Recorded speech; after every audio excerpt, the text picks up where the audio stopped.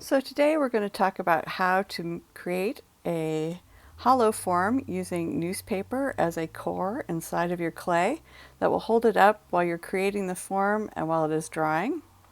And the nice thing about using this is that you can manipulate a form while the clay is still wet without falling prey to the kind of sagging and problems that you have when you're just trying to do like a geometric slab form. Um, and you have to wait until the clay is leather hard to assemble those pieces. So you can do a lot of this work while the clay is wet. This also means that the newspaper inside the clay can stay in there while you're working on the piece, and even as it dries and fires, because the newspaper, being organic, will burn out of the piece while it is in the kiln, and it will just leave you a hollow form, kind of like a chocolate Easter bunny. So I'm going to use this technique for the project in my class, the cell phone holder, but you can use this for a lot of different other kinds of projects. So anything where you want to work with the slab technique, but you have a lot of different parts. On here I've got two pieces that are going to be kind of heavy, and then a smaller, skinnier piece that holds up the cell phone in the center there. And that means that if I just tried to build this with loose pieces of clay, they'd be prone to sag. If I tried to wait until everything was leather hard and fit it together, it could be very frustrating. So this is a really easy way to use clay almost like it's a paper mache technique, and you're building around a form that already exists and will help keep your pieces pretty strong. Okay, so make sure that you are using just straight up newsprint newspaper. If you have any of the shiny circulars that come in your newspaper, you want to make sure you take those out and don't use them for this technique, because they have toxins in the paper and the ink, and they will release kind of a nasty toxic gas when you fire them. But as long as you just use this plain newsprint everyday newspaper, you're going to be fine. Okay. So when you are using this newspaper technique, you want to use a pretty organic kind of crumpling technique. I tear out little sheets of it and just do a little bit at a time. And you're going to start kind of like making an onion, where you've got a core on the inside and you're going to layer pieces of newspaper around the outside. So you don't need to take one big huge chunk of newspaper and try to crumple it all in and make your shape. We're going to do it piece by piece. The other thing you want to remember is that we're going to be putting clay slabs on here, and those slabs are going to shrink up to 10 to 15% while they're just drying. So you want to make sure that you leave enough spring in the newspaper there, so when your clay starts to shrink, it's going to compress that newspaper on the inside as it's drying. So if you were to take your newspaper and try to crumple it all the way down to its densest, tightest, that would leave the clay with no room to shrink, and that can cause your clay to crack because it's going to separate across the newspaper like this, and it just kind of defeats the purpose of this whole technique. So make sure that you're using this almost like you're using clay. Just keep it kind of loose, and you can manipulate this into different shapes. I'm just tucking the corners in. I can make it into a ball. I can unravel it a little bit, make it into a longer piece. If you twist things, pull it out, twist it a little bit like that, you can make longer ropes. Okay, and each section you should give it a little bit of a piece of tape as you go, and that will keep your hands free from having to hold it in shape while you're adding more newspaper on top of it. So once again, also keep the tape pretty loose. Don't wrap that down super tight like a band-aid. Just put enough tape on there that it holds the edges in there and it won't unravel while you're working. Okay, so right now I'm making the long, skinny hand piece for my telephone. So we'll take a slightly bigger piece of newspaper. I'm keeping that, once again, pretty loose. I'm not taking that in there and rolling it super tight like that. Put your piece somewhere in the center like that and just gently start to tuck the corners in. Just roll in the excess. Okay. And then if you need to, you can tighten it down a little bit, give it a little more overall shape. So now this looks probably thick enough, but I think I want it a little longer. So let me tape down what we got now. Once again, I'm just taping just enough to secure those edges. Okay. Let's do the smaller piece. I'll make this one probably a little smoother on the outside. I can roll that. I'm still not holding it very tight though. I'm keeping it kind of loosely wrapped. Just tuck in the edges. And there we go. Okay. Now I can still curve that, shape it how I'm going to need to when I'm sculpting. I'll be able to manipulate the clay around it and bend it. So if it wasn't loose and I had wrapped this really tight and dense, I wouldn't even be able to manipulate and bend the clay around the form while we're sculpting. So this is just kind of an inside armature. Okay. Really easy and flexible to use. Okay, so we'll take a break. I'm going to roll the other two pieces for the side and tape them on there. And then we'll come back and I'll show you how to attach clay on there. So we are back and I have the three main sections of what will be my telephone receiver. Got the mouthpiece, the earpiece, and the handset.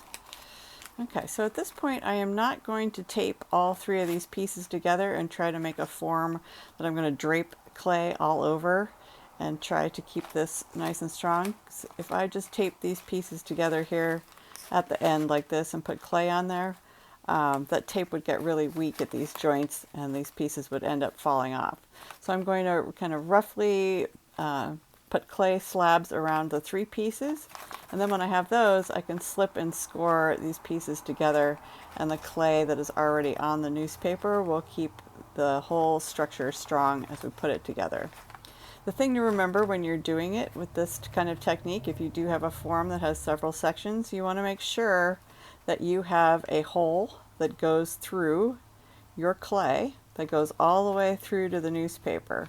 You just need one, and you can hide it so it doesn't ruin your design, but you want to make sure it goes all the way through to the newspaper. You want to feel the newspaper touch your needle tool as you put it through the slab of the clay, and I will demonstrate how you do it. You want to make sure it's in each section that is closed off by clay, because if we just wrap clay around all three of these pieces, attach them together, we put no hole on there, the whole thing will go boom, fall apart, all the pieces will come off, it'll be ruined. If you just try to put one hole in there and think that's good for everything, it's not. That's just going to release the air from one closed off section here, and that's not going to have any effect on the other two pieces. So always be aware, if you are doing a multi-piece assemblage of pieces of clay using this technique, or any kind of technique where you have sections that are hollow, each section that is hollow and closed off inside is always going to need its own air hole. Okay, so we'll talk about that more when we get there. Now we're back and we rolled out our clay for this project, and I have enough clay to go around all three shapes. I've made three separate pieces of clay for each shape, which is just going to make my life easier as we manipulate the clay around the newspaper pieces. Okay, we want to talk a little bit about thickness at this point. I have rolled these slabs to about 1/4 of an inch, and in some places a little bit thinner. If I were making a really big, massive sculptural piece, I would probably make these pieces about 1/2 inch. For a small piece like this, you want to be able to fold and manipulate the clay and tear it off and be able to push it around and have it conform to your shape without being huge and bulky. So I wouldn't get any thicker than about 1/4 of an inch. If you tried to take a 1/2 inch section of clay and lump it around there, it would be really difficult to form around small pieces of newspaper like this. But like I said, if you were doing something really large, you'd probably scale up and do a little bit thicker pieces of clay. But for now, we want to make sure that the clay is in a space where I can manipulate it and bend it, so I've made it thinner. Okay, so right now, we are always going to end up with a little bit of excess. and probably need to trim and put darts in here. So this is kind of an expressionistic, I would call, technique. There's no real exact science. I'm not going to tell you, hey, take 5 inches of clay, roll it around, slip it at the end there, and you're going to get this perfect shape. No. So what I'm going to do is I'm going to take this slab and I'm going to roll that forward. Okay. Just until the edges touch there. Let's roll that around so you guys can see that. Now I'm going to get extra clay that I'm not going to need. So don't take any extra of your slab and try to roll things in and keep it all together like that. You just want to use enough to make sure that you have enough to fill in your seam there. So I'm going to take this and I want to attach this seam to longwise first here. So I am going to just trim off what I don't need here. And go ahead and slip that.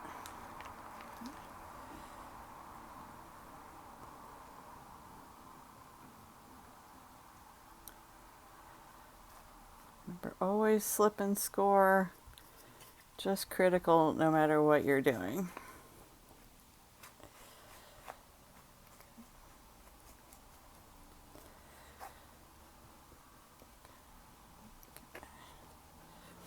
So I'm going to fold that down. Let gravity do the work there. Okay. Bring those edges together, seal them up.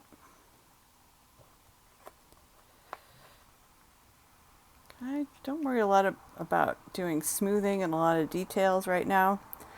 This is kind of like we're just working out the masses and the volume and the proportion that we want right now, and making sure that the clay is not too thick and that it's covering the sections that we want it to cover. Okay, so if you do have portions where the clay gets too thin and you're just trying desperately to stretch it over a section of the newspaper and you can see the newspaper coming through, you're going to want to probably take a little extra piece of clay here and put that on like a band-aid. I don't really need it there, I've got extra clay, but you can see some newspaper peeking there. So say I had rolled this too thin or it'd come up short on the clay to cover the newspaper, you want to patch that. So don't try to take the clay and pinch it really thin and try to bandage it over your newspaper. Just go ahead and add a little extra clay there. Because even if it looks like the clay is covering your newspaper, if that clay is really thin under there, thin on top of the newspaper, when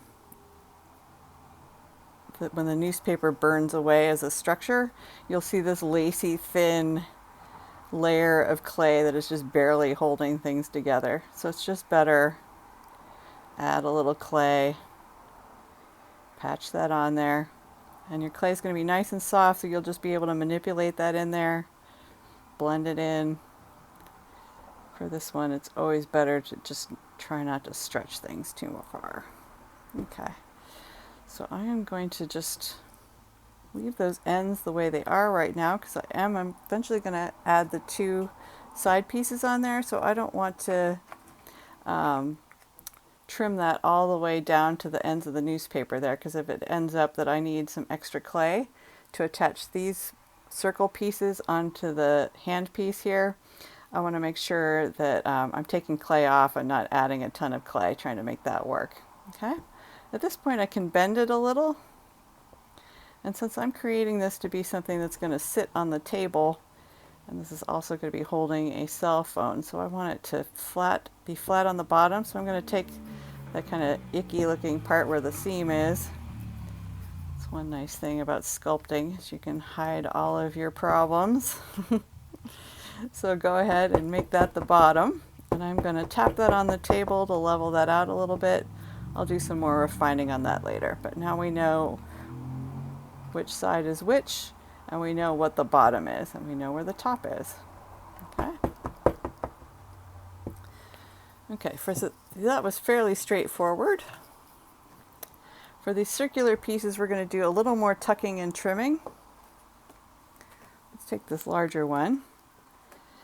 And when I'm doing this, I always put the Well, I like my slabs to be kind of crummy looking. But if you have a nice side and a side that's got a little mistakes on it, you can put your mistakes on the inside and no one will ever know.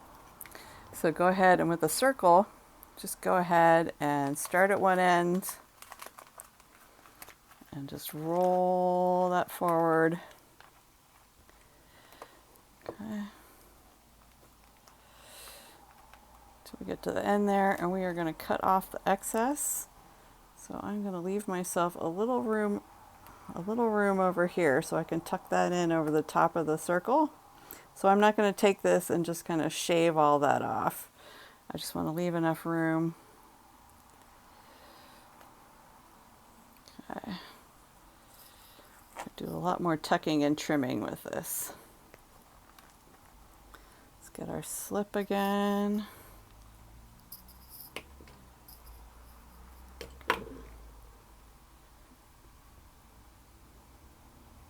Just wanted to make sure that I was aimed in the right place. Okay.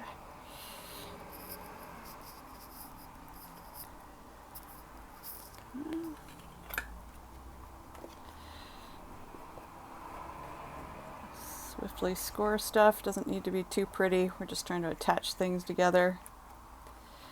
And once again, we don't want to have too much clay folded over each other. So don't take a big slab of clay and just kind of around it like that. Just make sure the edges are touching like that. You're blending those together. Because if you have a lot of slabs that are doubled up on top of each other, that traps the air inside. And so you can cause explosions. That also makes your clay super thick. And that can also cause explosions or cracking.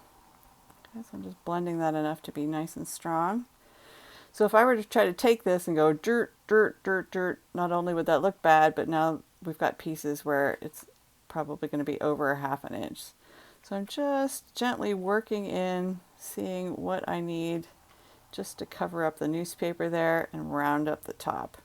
So I can see I just barely need these 3 sections that are coming in, and I'll hardly need any of this piece that's sticking up here. So I'm going to take that excess and just pinch that off like that. And I can kind of eyeball and see that I'm going to have enough clay to bring in and wrap the bottom there. So go ahead and just slip all of those sides there.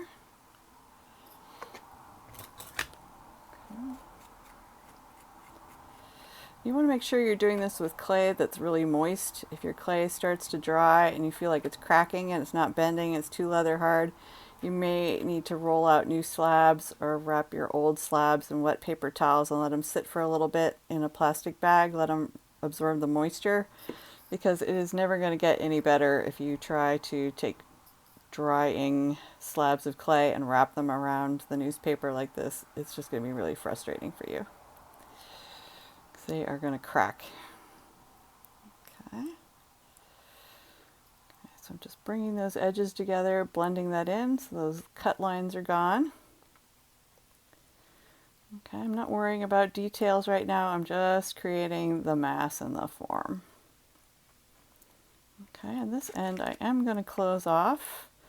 I can see that I have way too much clay. So if I was trying to fold that in like that, my shape would be really strange looking.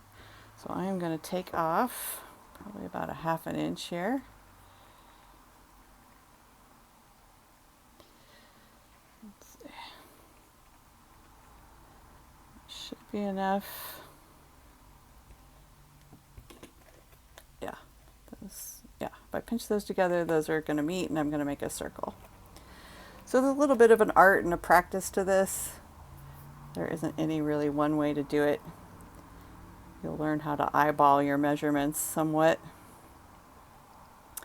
But you'll know when you have too much clay because your shape will be really distorted and lumpy looking. It'll be super thick. It'll be full of clay that you don't need.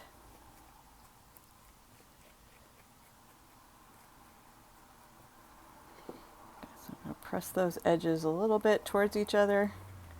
Just work them in, almost like you're making it a little bit of a pinch pot in reverse. Pinch those edges towards each other. Okay, and the opening gets smaller and smaller. Just keep pushing from the outside there until those edges come together. And then you can just go ahead and blend over that and you'll close up the opening.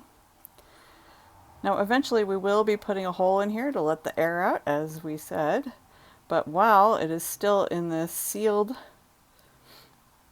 state, kind of like a balloon, you can really manhandle these. So the newspaper and the air that's trapped inside will support the inside of the clay as you manipulate the outside. So you can make these rounder. See, I'll even grab one of my paddles. Okay, you have a nice paddle. This is a good technique to use for that. So that newspaper and the air that's trapped on the inside is keeping your clay from being crushed without it having to be leather hard. So you got a lot of the benefit of having interior structure there and being able to really mousse your clay around. Get a nice circle.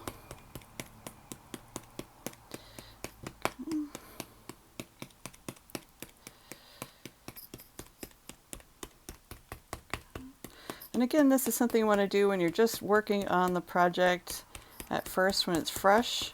You can do a little paddling later on when it's leather hard, but for doing a basic shape, you know what shape you're going to make, and you want to get it there. You want to do that right when you're just first putting the clay around the newspaper and you've sealed it up.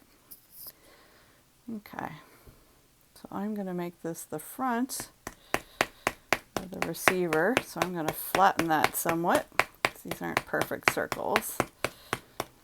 Okay, so now I know where my front facing piece is going to be. I'm going to, let's see, pat that on the table a little bit so that doesn't rock around. Okay, so get these pieces of spritz. Okay, so if it's taking a long time to put things together as you're assembling, if you've got something that's got a lot of pieces, you don't want to let them just sit out. Make sure you wrap them in plastic or keep them moist so they don't dry out and then become impossible to attach together. So you want things to be wet at the same rate, more or less, when you're attaching them together. If they get to the point where they're beyond leather hard and you're trying to attach them together, it will be really difficult. I'm going to spritz